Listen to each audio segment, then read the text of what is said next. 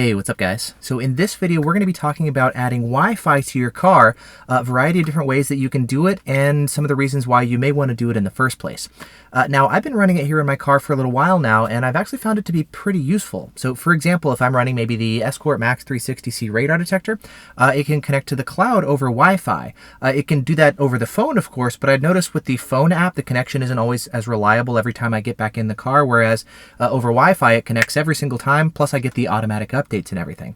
I run a BlackVue DR900S 2-channel dash cam. I've got the 750 in the rear window back there, and it's got a lot of really useful extra cloud functionality. So in case I want to manually record a clip, or in case of an accident, like when I got rear-ended before I went on vacation, that video clip can automatically get uploaded to the cloud, so now I have a second copy of it in addition to what's stored on the memory card itself. It was also pretty cool. While I was then on vacation, I could actually remotely log in and see the techs actually working on my car. I get a notification when something's happening to the car, and I can actually tap in as like a security camera almost and see what's going on. I use that feature all the time too.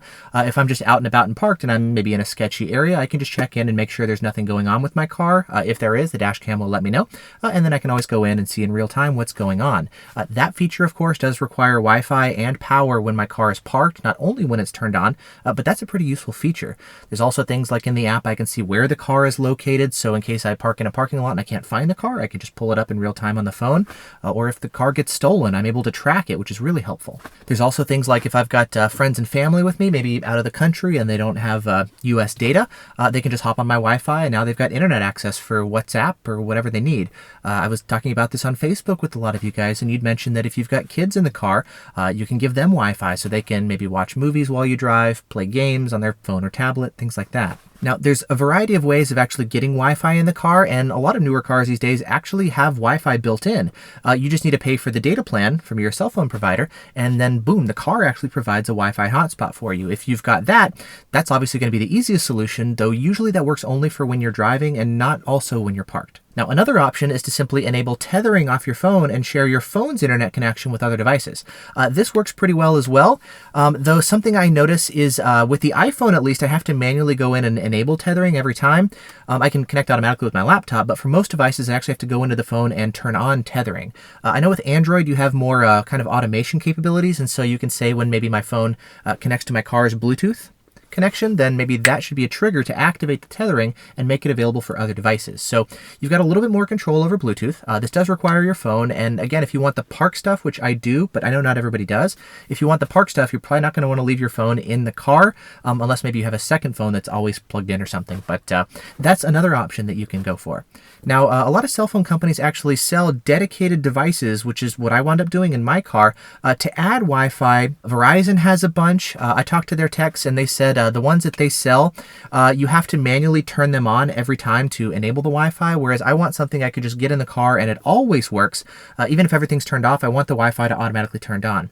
AT&T sells a number of these things. The tech that I talked to said that the ones that they sell, they automatically turn on when you get in the car, and he wasn't super confident about that, so maybe double check if you're an AT&T person, but that's what I found.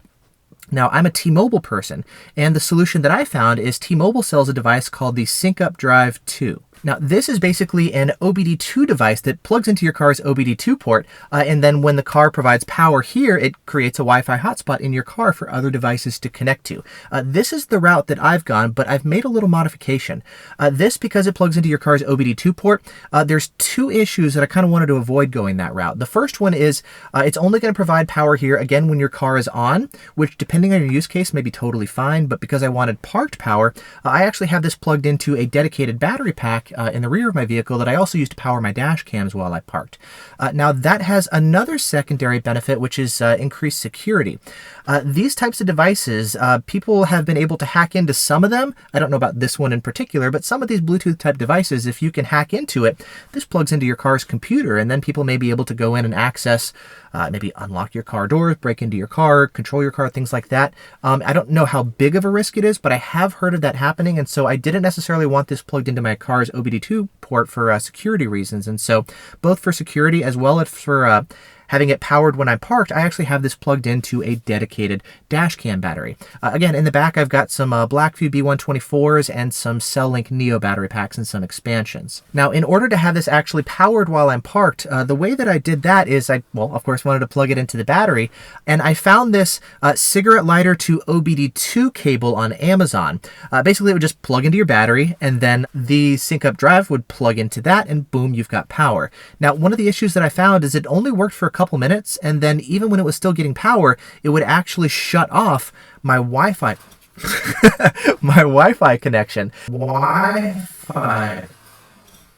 So I did a little bit more research and I found another cable, a similar device, and it actually says it's designed for the SyncUp Drive, and it actually says in the description that it's designed to stay on for more than 5 minutes even when your car is parked. And the cable is more expensive. It's about 50 bucks, but it actually does do the job. And so here's that cable. It's just a OBD-II connector and a USB port. So I plug this guy into this, and then I plug this into the battery.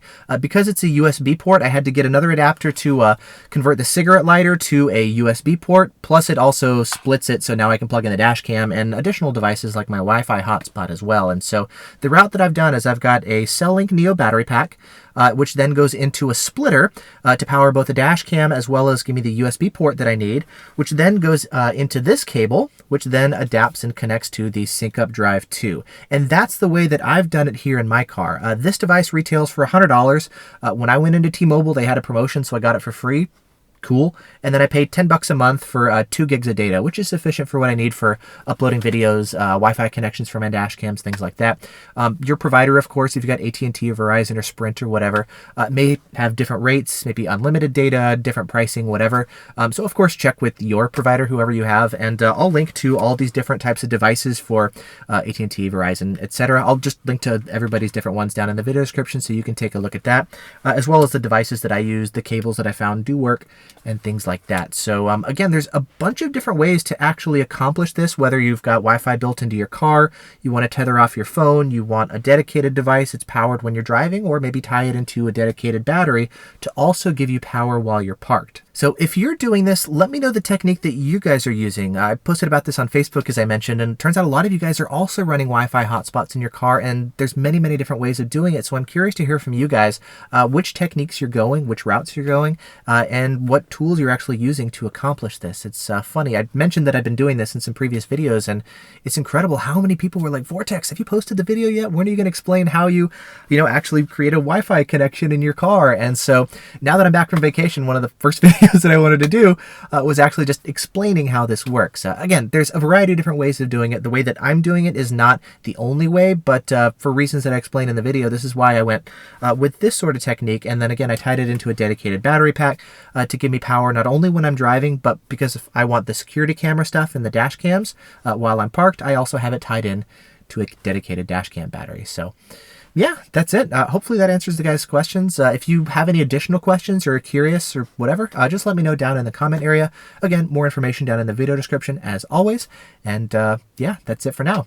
Thanks so much for watching. Hope you guys are doing well, and I'll see you in the next video.